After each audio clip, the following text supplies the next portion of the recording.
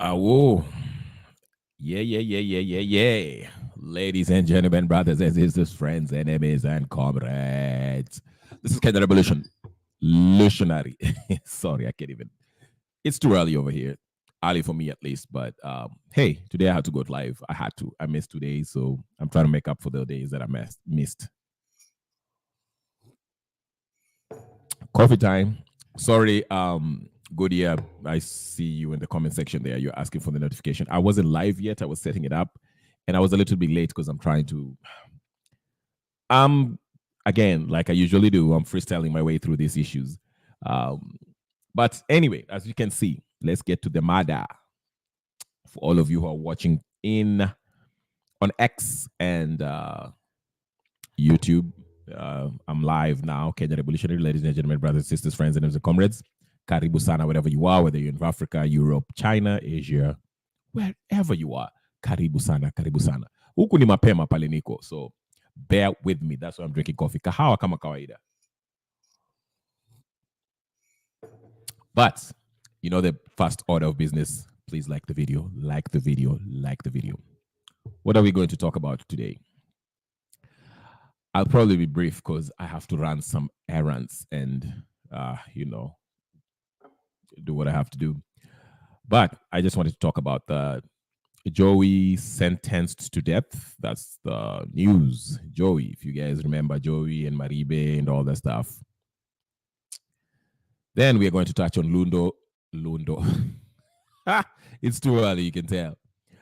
Ruto's land issues. Apparently, there's people who are saying that Ruto is grabbed some 5,000 acres in, is it Nakuru or Naivasha, somewhere there.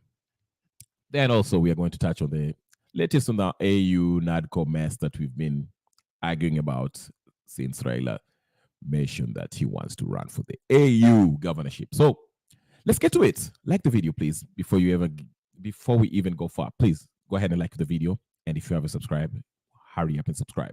Let's get to the mada. So, Mr. Jowie Irungu, if you remember the case, these are guys who, there's some conflicting stories about this case. But what's a fact is that this guy, what is established, the common denominator is Mr. Jowie was involved in some murder. Now, there are different reports. It seems like he's the fall guy because I made a video of this. You can go check it on my channel. Just go on my channel where I mention a bigger name that might have been involved in this case because there's someone who testified and mentioned that the actual murder was committed by one of, I think it's Uhuru's nephew or something like that. Somebody related to Uhuru Kenyatta. His brother's son, okay? Uhuru Kenyatta, that is. Who called Jowie and was like, hey, Jowie, come help me out. I have an issue here. And he got there. Basically, Jowie was going to help Uhuru's, what do you call it, nephew to clean up the body. Apparently, the girl had been stabbed already. So Jowie kind of uko kumsaidia to do the dirty, cleanup work. So, but anyway, he ended up being the fall guy who takes the blame for the murder. So, maybe they offered him some trillions, gazillions amount of money so he can take the case. But here it is. He's getting the blame for it. He's been sentenced for it, for the murder, okay? But who knows? There's other versions of the story. But I kind of tend to believe that this powerful family, because if you look at the case is a bizarre case, okay? And whatever, Maribe, Nyaribe, whatever the girl was, her girlfriend, who also kind of knew about this whole murder thing, kind of complicit, she got a job. Moses Kuria got a job. So it's all messed up. But anyway, Joey was, he had a death sentence. He has a death sentence. Let's look at the news clip so we can understand what we're talking about here. So the news just came in. Joey amepewa death sentence. Some people think that death sentence is cruel. Some people say he deserves it. If you kill somebody, especially if you dismember the body and ukikatakata uweke kwa gunia na uitupe huko, you deserve to be killed. I mean, you deserve to be put to sleep. Let me say that. I don't know how the death penalty work in Kenya. I know in some countries like the US, depending on the state, you either get the lethal injection. I think that's Texas. I don't know if they still do hanging or electrical chair. In Kenya, I think they hang you still.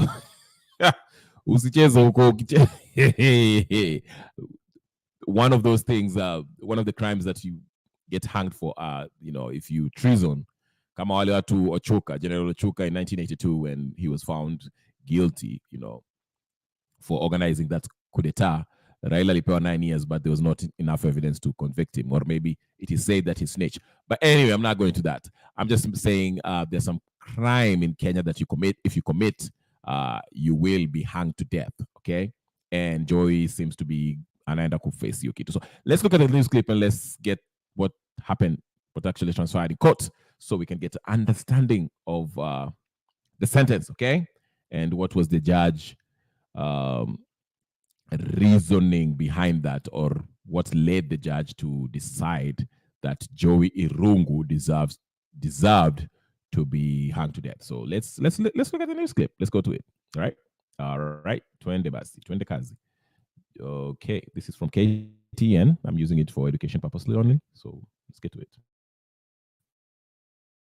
Based on everything I have said,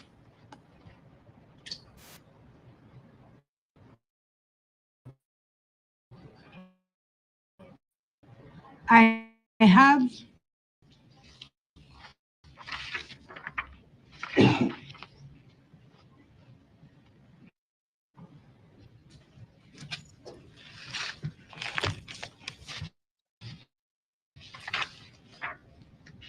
being Joseph Kuria Irungu alias Jowie.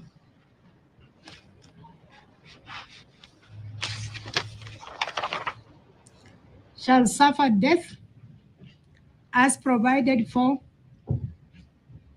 the offense of murder under section 204 of the Penal Code of Kenya. And that sentence is lawfully set aside by a court of competent jurisdiction. That is the order of the court. Thank you.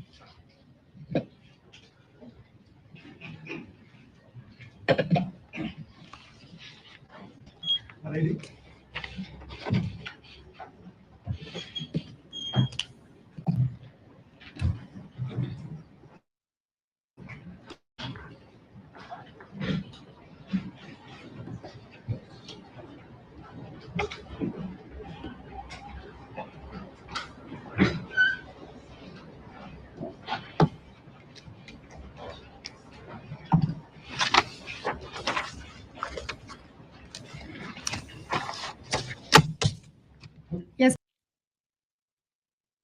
Okay. He got sentenced to death. Now, I really don't know how the system works in Kenya as far as the justice system, but I know in some jurisdiction, in some countries, you can actually appeal the death sentence. You can, send your lawyer and say that, maybe claim that you're not directly involved in the murder. The murder was not as gruesome. It was an accident. You can come up with every, reason to how less gruesome the murder took place, the killing. And maybe they might grant you just life sentence or maybe 30 years in jail. It just depends. I don't know how it works in Kenya. I don't know if they just sentence you to death, you're evil. There's no appeal or nothing. So I would like to believe that this sentence will be maybe later. It will be appealed, maybe. I'm just assuming, because the first time when this guy went to court, he was releasing gospel albums and doing some stuff. If I'm facing a murder case in court, the last thing I want to do is release a gospel album, okay? So I don't know what he was thinking. Maybe he knows something that we don't know. I just felt it was bizarre for somebody who's facing a murder case in court is releasing gospel album. That's just something. I assume maybe he will walk scot-free. But the judge was like, hey, you'll suffer death penalty. Again, my take is I think it will be appealed and he might get a lesser sentence, maybe life in prison or maybe 30 years, 40 years, whatever the case is. But let's wait and see. I don't know. I don't know his background. I don't know anything about anything. Like I say, I made a video about this and I told you guys, if you go watch my videos, there was somebody who was at play who was being protected here. And it seems like Jowie was he was a fall guy, okay? And that person happened to be Uhuru Kenyatta's nephew. I'm not saying he was there, but that was the report that was given, the initial report that was given to the police, okay? The police written report, okay? And Joey was going to help him get rid of the body. But nevertheless, he was involved somehow. Yeah? Well, you know, mind the company you keep. Okay? Mtu akikuita akakwambia ati hey, kuna mtu amekufa hapa, come help me clean the body. If you're that loyal and go help him clean up the body or her, ukishikwa, this is what you're going to face. So, I don't know. If somebody was to ask me, how do you feel about this death sentence? I don't know. I don't feel any kind of way. I just feel like he was part of that clique that was involved in Nani dying. So I don't feel some type of way. I'm indifferent in this matter, in this issue, Joy issue. Death is, you know, okay. I know this brings up the debate of death penalty. Is it cruel? Is it worth it? Is it okay to sentence people to death? I don't know. I don't know how to think about it because I'm thinking if I'm Joey's, let's say if I'm that young lady's parents who died, who was brutally murdered by Joey and his friend, okay, death penalty would sound good, okay? I'm sorry. But for an outsider who actually doesn't feel that pain of that parent who lost their daughter in such a gruesome way, they would feel like, if you're not the parent, you'll feel like, hey, you know, death penalty, maybe it's just too much. Okay, so it's very hard to judge or say this is how. To me, I feel like, I don't know. I'm undecided on death penalty. I don't know how to feel about it. I just know if it was my daughter who was murdered in such manner, death penalty, yeah, kill him, hang him, and I'll be doing the killing myself. Just let me do the hanging. Let me do the hanging. So, whatever. I don't know. I just don't know. So, Irungu, I just hope he wasn't guilty. I mean, if he didn't do it, then that's the tragedy. But if he did it, if you take a life, ukiua mtu bana, you need to go too. You need to go. If it was out of self-defense, then that's a different case. You're defending yourself. But if you went there, planned it, premeditated murder, and killed her in the manner in which she was, because remember, she was, from the case, alipatwa kichwa yake imekatwa. So, hang him. Hang him. Ukiua mtu because of whatever, hang him. Maisha itaendelea bwana, maisha itaendelea.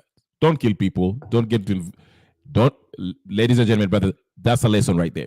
Don't involve in shady stuff. I don't know what was involved, the circumstances that surrounding that whole issue. Like I say, it seems to be like there was a third player in this case that has never been addressed because it was from a powerful family, the nephew of Uhuru Kenyatta. That has not been explored. We are not going to explore it in this stream here, because I already talked about it. Go look at my other videos. Share, like, comment, subscribe in my channel. You can go watch that video at a later time. I'm not getting to that. That case, imekatwa. We'll leave it at that. So, Joey, I can't say that I feel sorry for you, but may the good Lord be with you. Okay, pole sana. Anyway, I don't know what to say to you. Ruto land issues. Ruto seems to be having problems. It seems like it is said that Ruto has alkona, I don't know. He grabbed 5,000 acres in is it in Nakuru somewhere? Yeah. Let's listen to the news and then we come back. I told you this once Ruto started going for Pastor Nganga and what's the other corrupt lady? Margaret Wanjiru. He was opening up a very serious issue. Land issue is nothing to play with in Kenya. Nakwambia hiyo mambo ya land issue has to be. I always tell people here, yes, tunazungumza hii mambo ya grabbing land and all this and all that and all that, okay? I always say this. Land issue will have to be addressed at some point in Kenya. Tunafaa tuiangalie to revolutionize how land is being purchased, how we can verify ownership, how we can have the historical injustice when it comes to matters land, okay? Because there's so many issues surrounding this and there's so many ukora that's happening in this. It has to be fixed. Now, I don't have a lot of confidence in this administration, Ruto's administration, to fix the land issues in Kenya because he's already embroiled in a bunch of land cases even before he became president. So I don't think he's the right guy to fix it unless he purges himself from this. Arudisha hizo maland that are said to have grabbed. He has grabbed. People are saying, talking about the Western Hotel that he grabbed, that they're saying that was part of, I don't know, Langata Primary School or something like that. It was a public land, something like that. And he built the Western Hotel. So it's a mess. Again, I don't think President Ruto is the right. But if he wanted to be a leader, okay? If he wanted to be a leader, he would have let the institutions that are tasked with this job to do its job. Even if they are going to have him return land, then it will show that, hey, unajua even president ameamua kurudisha land if it's true that he grabbed land. But we know how it goes. Kenya people do not have respect for the rule of law. And that's why we have all these problems. There are some people who are above the law. It comes down to it. It comes down to this, okay? Most of, especially the political class, they are above the law. They do what they want. And instead of us, the wananchi, demanding for justice, we actually praise this political class. We idolize them. We look at them as heroes. And these people get away with murder, get away with all these sorts of things. For example, this NADCO report, okay? The law is very clear. This thing is not anchored in law. The High Court already pronounced itself on the issue, saying this thing is not anchored in law, it's unconstitutional. Okay? But the political class, working out Paranyana, all these useless people who think they are leaders, since they have a lot of money that they've stolen from the taxpayers' money, okay, they're telling us that, you know what, they're trying to threaten us. They're telling us, let us not forget why we have this NADCO report. We have this NADCO report because without this NADCO report, tungekuanga kwa street tunachapana tunawana. So we have to, they're using the flimsiest excuse to break the constitution, to disrespect and mutilate the constitution for their own advantage. I mean, if you read it, what's on the NADCO report, you will be outraged. If you're a true patriot, okay, you'll be outraged by what the people are proposing. Okay, it has nothing to do that will help the common mwananchi. Yet they are trying to convince us that it is such something that is so needed that we can't live without. We have to have it, or else the country will be in burning. That's what they try to tell us. They don't want to be held accountable. They don't want to follow the rule of law. And that's the tragedy in this. Okay? Nobody should. If you have enough patriots and people with enough balls, these people who are sitting at Bomas discussing NADCO should be banned and should be sentenced to death along with Jowie, Irungu. These people should be hanged for even suggesting such a blasphemous document proposal. Kalonzo Musyoka and the gang, Ichungwa, these are useless people. They've never worked for anything. They were injured. Did you hear that talk that they had in Citizen TV? These guys were allocated 100 million during this NADCO discussions of our taxpayers' money while they were discussing this NADCO, while they were discussing how they are going to form government, a new government, how they want to change the constitution so that they can have their own wapate viti vyao. And they were allocated 100 million. Wakina Ichungwa, Kalonzo Musyoka, who's not a member of parliament. What is this? See, hiyo ndio shida ya kwanza. That is the number one problem in Kenya. Kabla hata tujaingilia ukabila. Ukabila is usually used to justify breaking the rule of law. Because if you are all, the law actually addresses this issue of tribalism. If you were all to uphold the constitution and follow the laws that we have, okay, tukikuwa tuna hizi shida mingi.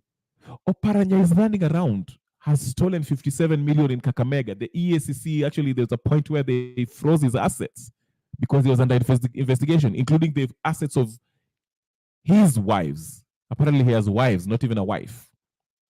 Okay? These people are running around. Didmus Baraza shot somebody to death. Babu Owino shot somebody to a point where the guy is paralyzed. That's attempted murder.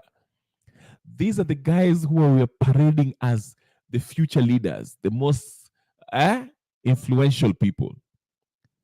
I mean, what are we doing? Then we idolize these people. Hassan Joho, he's suspected of uzaring unga. These are the people who we are celebrating as these are the next folks. And you're going to, and you expect these people to actually revolutionize our system, this corrupt, rotten political system. Okay? No, there will be no change. Junet Mohammed, even the ODM people are complaining that Aliiba Pesa agents.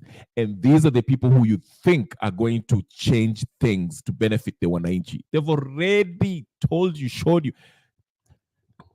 And I'm going off topic a little bit, but again, Babu Owino, when I played you saw that clip when he was talking about if you're going to talk about the succession politics within ODM, who will take Raila's place. Babu Owino came out and said, you know what? If there's such discussion, I should be in the discussion. I mean, the hubristic nature of this young man. He was saying, even if you call Nyanyako Uko Shago asking you Babu Owino, who do you think you are, Babu Owino? I'm sorry. Maybe you're famous. I don't know. Maybe you are. I'm sorry. To me, arrogance just turns me the fuck off. What have you done for Kenyans, Babu Owino, if I may ask you? If you're watching this. That's why I usually, when it comes to ODM, and I'm off topic a little bit, but that's why I prefer Sifuna. Sifuna, he's a straight shooter. Anasema vile anasema, of course, I hate the fact that he has to invoke Baba's name in every sentence. All ODM people, you have to call Baba's name in any public, But I'm just saying, Sifuna doesn't carry himself as if he's the biggest thing in Kenya. He does his job, calls out Sakaja for Sakaja's nonsense, and anaiwa chapo. Okay? He doesn't take himself as this great politician, like I'm a big shot, I'm a big deal. Babu Wino thinks he's amefika. And that's what I'm sorry. You might like him, whatever. For those of you who like him, whatever, but that's just a quality that I cannot deal with. Let people choose you. Usijione ni kama wewe ndio umefika. Who's advising these guys? Yeah? When I had that, when I was looking at that interview, I was like, what's wrong with this guy? Just because you've been in this mandamanos and tialala and tibim and I don't know what, so you think you're anyway, whatever. But but anyway, the bigger point that I'm making is this, Kenyans, and we have to address this. Attitude that we let the political class get away with. These people do not respect the law. And that's why we'll always be tutakuwa tunapelekwa huku na pale na pale na pale na pale. These people do not respect anything. The law only applies to the people below. Ikifika out the political class, and I used NADCO as the classic example. They want to push something that's illegally drafted, that we were not consulted, that we never had a public participation, wasn't debated in parliament. Now they want to say at Yasi, pass it in parliament, then debate it in parliament after they. No. The issue should have been brought through the parliament initially. But anyway, regardless of that, I'm just making the point. These guys are so arrogant. The political class are so arrogant. They get away with anything. They don't care about the law. They don't care about anything. Above. And they want you to believe that if anytime we want to hold them accountable, they tell us that if you try to hold us accountable, we are going to make this country ban because we are above the law. That's why you hear these people say, oh, you cannot arrest Raila Odinga, you cannot arrest Uhuru Kenyatta, you cannot arrest Ruto. If you arrest them, the country will ban because they are above the law. And we let them get away with this. That's why you see tuna complain hapa tisijui nini judiciary. You see them always complaining about the judiciary. To me, if you ask me, judiciary has done an exemplary job by stopping Ruto and other people who are trying to mutilate the constitution. Thank God for the Kuru courts and the Omwami from Busia. What's his name? Forgot his name. Oikiti. Okiomtata. Okay? So this is what I'm saying. Hii mambo, let's be serious. Ndugu zanguni, as they say. Ndugu zanguni. Let's be serious. But let's move on. Let's talk about Ruto. William Samoei Ruto. I'm sorry, my eye today. Okay, let's go to Ruto. We were talking about his. There was some issue about his shamba yake. Okay. Anyway, before we go, that Miguna just Miguna has just tweeted something I want to read in reaction to Irungu and some other people. So let me just take you there real quick so you can see what he wrote. I think it's we get. I value the news I get in Twitter than even than the news that we read. But let's look at let's look at what's his name? What's his face? Miguna's tweets. Let's hear what he has to say. My computer is like really tripping. I'm sorry, guys. Like today is, if this thing goes on like this, I have to just like kind of end this. But let me give it some time. All right. Bear with me, guys. Bear with me. I'm having a rough morning with my computer here, but let's go to it. All right. Here it is. Can you guys see it? All right, here is Miguna who was talking about something. Okay, let's see what he's talking about. Miguna. Well, somebody was talking about Jasudan is talking in analytical framework of elite theory. The elite turns the state as its primary instrument of primitive accumulation. The state is managed and rendered impotent in the quest for nationhood, development, and democracy. Okay, and then he tags Wakando, Wakabando, Miguna Miguna, Willie Mutunga. What do you say, learning ones? Okay, then Miguna responds if my computer will actually work. We are just waiting for it to do the job. I'm sorry, guys. My computer has been, I don't know. Maybe I might just not even do this. Okay. Poleni sana, poleni sana. My thing is like, this is a trip. Anyway, so Miguna Ame, he kind of response on to Judge San. You can go to his page and read the tweet. It's 4 minutes ago. He says, my view is the colonial state is not mangled and rendered impotent in the quest for nationhood and development.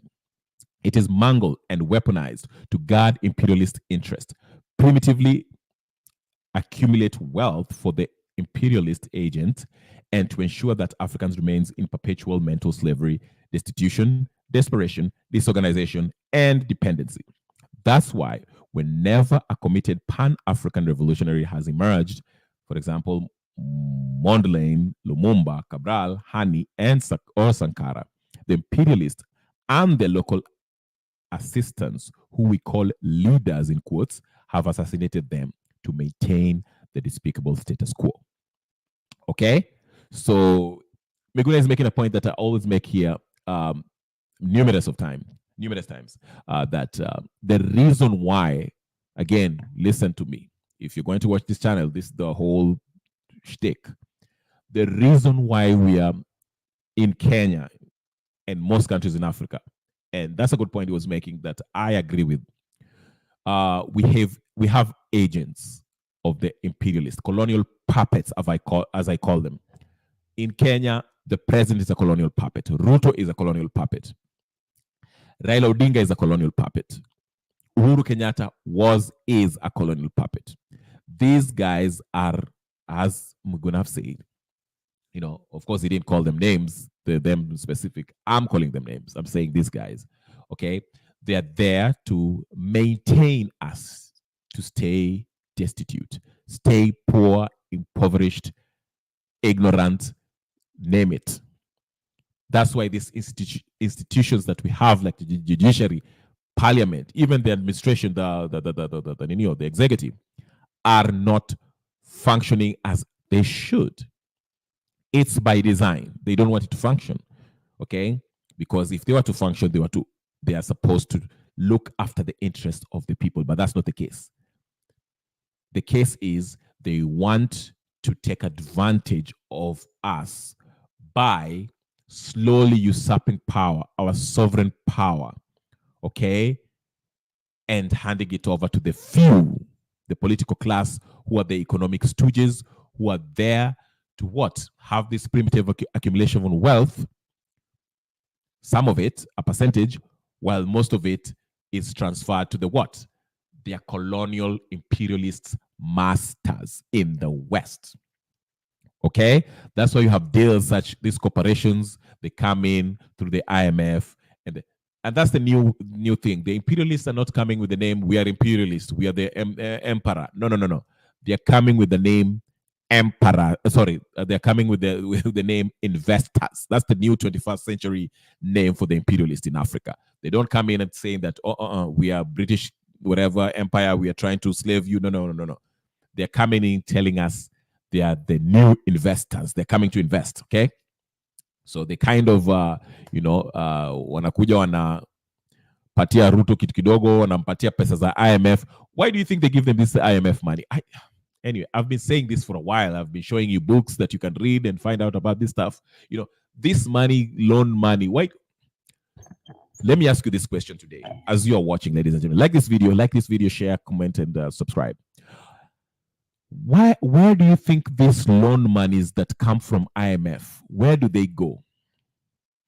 because most of it are illegally acquired. That's why when we talk about this Ninio, Ruto is busy telling us that, and even Kibaki and this idiot that was before Ruto, Uhuru, they kept on telling us that, development. Development. Oh, we shall build bridges, we shall bring this, we shall bring electricity. Since it's been 60 years, 50 years, Kenya has been the new so-called independent, but bado tunazungumza mambo electricity, taking electricity sijui wapi. Since I was a kid, I've been I've been listening to these politicians talking about tutaleta stima hapa, tutajenga barabara hapa, I mean, it's been 50 years now? We're still talking about building roads and being. Come on now. It's been a while. We should be having roads and steamer by now, but we still don't. Okay? But unatuambia steamer, sijui nini. The same old nonsense. Okay? But anyway, what I'm trying to say is this. This IMF, World Bank loans, all these loans that they are acquiring illegally, okay, where do you think they go? These loans go to this political class, the administration, wanaikula properly. That's why these guys become billionaires. And why do they take it? They take it in exchange for what? For your sovereign power. Because now they give access to the imperial masters in the West. Wanakuja Kenya with their corporations, and they mine, whether it's gold, copper, or whatever produce that you have, plus your votes. And they choose your leaders, and they write the government national policy that they want implemented. Okay? That's why you see this housing levy. What is this affordable housing nonsense? The whole idea of this affordable houses, they're calling it affordable. There's nothing affordable about it. It's a clever way. You have to look through things. The whole affordable housing is to create a nation of renters. They're taking you off from the ownership to rentership. They want you to rent everything. Even if you go to these countries, whether it's England or US or whatever the case is, the majority of people are renters. They don't own anything. Whether it's their cars, hizo magari nzuri nzuri unaona wanaendesha, hizo manyumba nzuri nzuri unaona wanaishi, they want to keep you always paying, but they don't want you to own it. So they want to bring a culture they want you to rent. Una rent. Somebody who rents doesn't own anything. Wanakuambia ati hizi nyumba, we want you to be able to afford it, ati utailipa for the next 50 years and leave it to your child, your daughter or your kid. Why should I pay for something for the next 50 years? Our parents, when they were walikuwa wanafanya kazi huko Nairobi, wanaenda wanajenga nyumba huko Ushago. Okay? But the house that they built in Ushago was theirs. They were not renting it.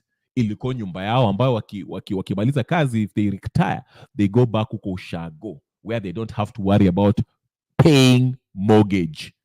This idea of mortgage is a Western concept. And it is meant for you to what? Keep on unalipa. Which means you'll have to find money somewhere, somehow. Utakuwa unafanya kazi as long as you have to pay for it. That is what they do. And that is the whole idea of this affordable housing. This is something that is written right from the West. Waliambia Ruto peleka hii kitu housing hapo hiyo housing hiyo ilete hapa ninio, because they want to have us rent they don't want you own anything. Watajenga hizo manyumba alafu waseme okay, you can move in there. Na wataweka bei alafu you have to, yani wanataka, that's the culture of the West. They don't want to own if you look at the West, US and even England or wherever the case, Germany, very few people, the 1% are the people who are super rich. The rest of us, we rent things that are owned by the 1%. How do they do that? They have you pay for, ukitaka gari, tuseme you want a Mercedes. That's why you see they have nice cars in these Western countries. Oh, you want a Mercedes? Okay, come to my office. How much do you make? Okay, Usijali. Hii kazi umeifanya for how long? Okay, you've worked for how many? 5 years in this job? Okay, just don't worry about it. Sasa wewe, fanya hivi. You can pay $250 or $300 every month for the next 30 years or 20 years, and you can drive this Mercedes Benz. Mpya hapo. Wewe unajua, in your mind, you don't think you're stupid. You've never driven a Mercedes in your life. You're like, oh, hey, hii ni Mercedes 2025 Mercedes Brabus, ndio nini, whatever the case is. Yeah, you're so excited you're going to drive Mercedes, and they put you in debt. Sasa unaendesha gari gari nzuri, wasichana wanakuona nani ameendelea, siku hizi anaendesha Mercedes. Okay, but you're going to pay for it for the next 20 years, ukilipa hiyo $300 or $400 per month, which means you have to produce. You have to have an income to maintain having that car. You don't own it. You're just renting it until 20 years. Now, by the way, ukishamaliza hiyo 10 years or 20 years ambayo umeshailipa, it has depreciated. The Mercedes hata ifsa iko na machine. It's a scam. That's the whole thing they're trying to bring in Africa. They're trying to bring it Kenya with this affordable housing thing. Ndio maana unaona Ruto amekazana na anataka kujenga nyumba everywhere. I'm like, what is this? The constitution is very clear. This is a devolved system. The housing needs in Kakamega County is not the housing needs in Nairobi County. Why is he so gung-ho on building all these houses, Izim apartment complex? First of all, who told him that people want to live in these apartments? Like I say, we come from that mentality yetu, and hopefully Kenyans don't change. We have that mentality, most of us, of our fathers and our fathers' fathers. At least when we are not industrialized, but to some sense. Tulikuwa tunafanya kazi Nairobi. Yes, in Nairobi we will rent. Tunafanya kazi yetu, tukishapata pension. While we are working, we are building our home huko Ushago. A house that once we are done with our ninio, kufanya kazi, we go back huko Ushago and we live in that house ambao imelipwa. Tumeijenga na sweat yetu. We don't rent. Never try if you can not to rent. So that is what they want to do. Wanataka kuleta hizi affordable. This affordable housing is all about squeezing, getting money from people. Inakukamua. Okay? It's about kukamua. Wanakuambia, it sounds so good. Ule mnani, hinda, whatever the case is. He was even having a problem in you. They are taxing you for it. And they are going to give them, you're going to give them land. They build it.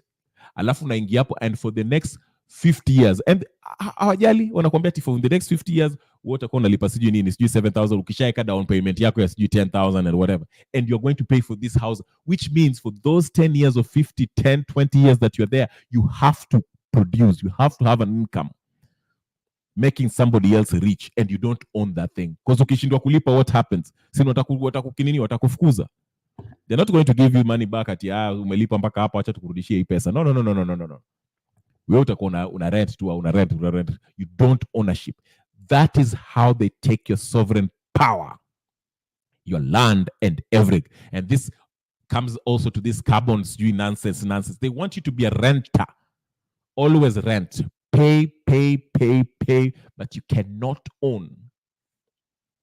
And you live in your land. That is what is happening in Africa.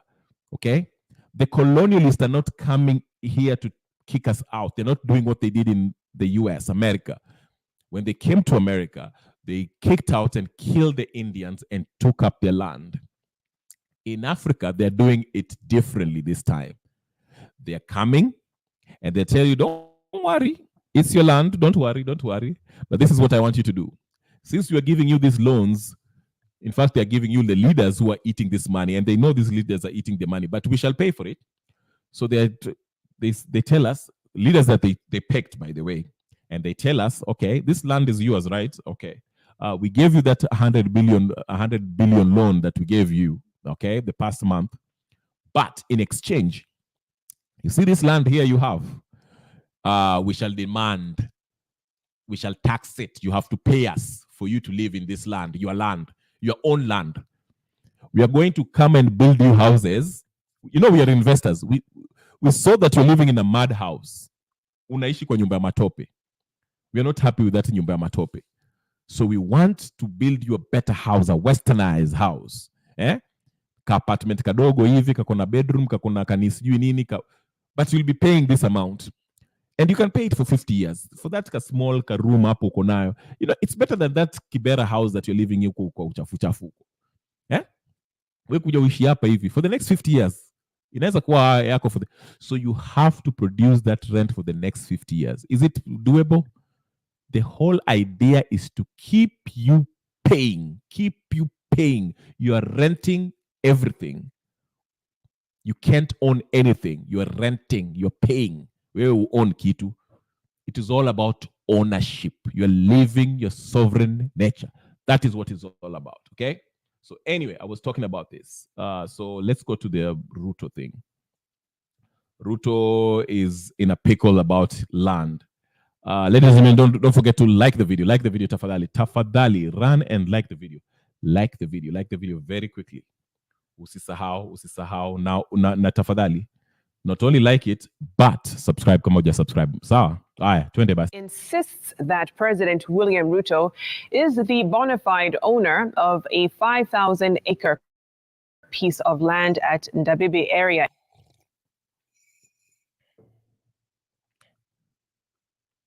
In Naivasha. Speaking at a public baraza, Kihara accused a section of leaders of being behind a syndicate of land grabbers targeting unsuspecting owners. Now, the defense comes 1 week after 19 people were arrested for taking down a concrete fence, or rather wall, surrounding the land and destroying property worth 2.3 million shillings. Laura Otieno with the details of the escalating row over the ownership of the vast piece of land.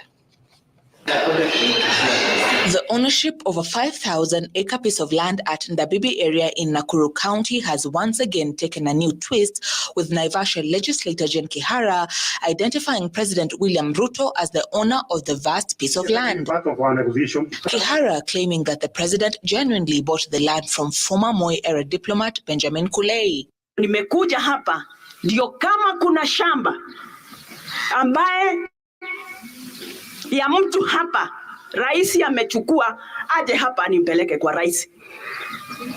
Ndio amwambie Mheshimiwa Rais, ulichukua shamba yangu. In a ruling issued by the High Court in Nakuru in August 2023, Kulei lost his claim to the land, with the court stating that he failed to provide the land sale agreement to support his claim. Kulei had indicated that he bought the land from various individuals in 2007 who were allotted the property by the Agricultural Development Corporation. Justice Linet Omolo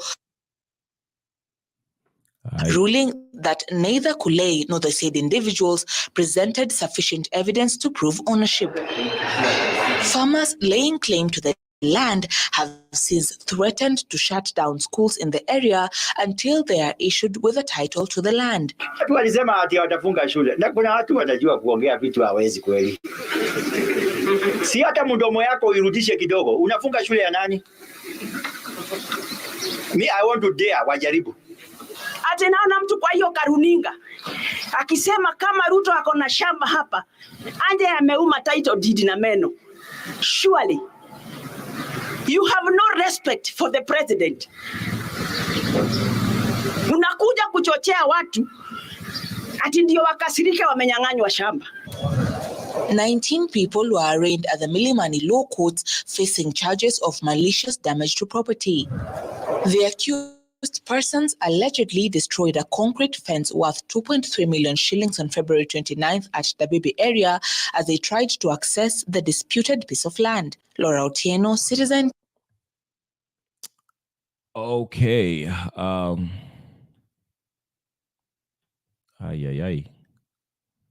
right. I have frozen. Now,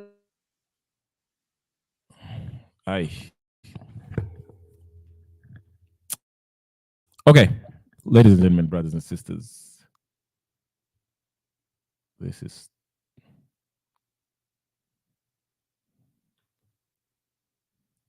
crap. All right, my dear friends, I will end it here. My connection is kind of all over. But thank you so much. Please subscribe to my channel. I have to end it here. I have connection issues, so I'll leave it here. But if you haven't subscribed, please go ahead and subscribe, share, like, comment, do all the good stuff. I will see you guys later. I was going to talk about the AU and NADCO thing, but I'll do that next time, not today. I'll talk to you guys later because I'm running out of time. I have to run errands. I have to do some stuff. So maybe I might have another live session later on today. But again, if you haven't subscribe, go to my YouTube. My name is Kenya Revolutionist. You can see there. Share, like, comments, and I will see you guys later. Thank you very much, and peace and blessings.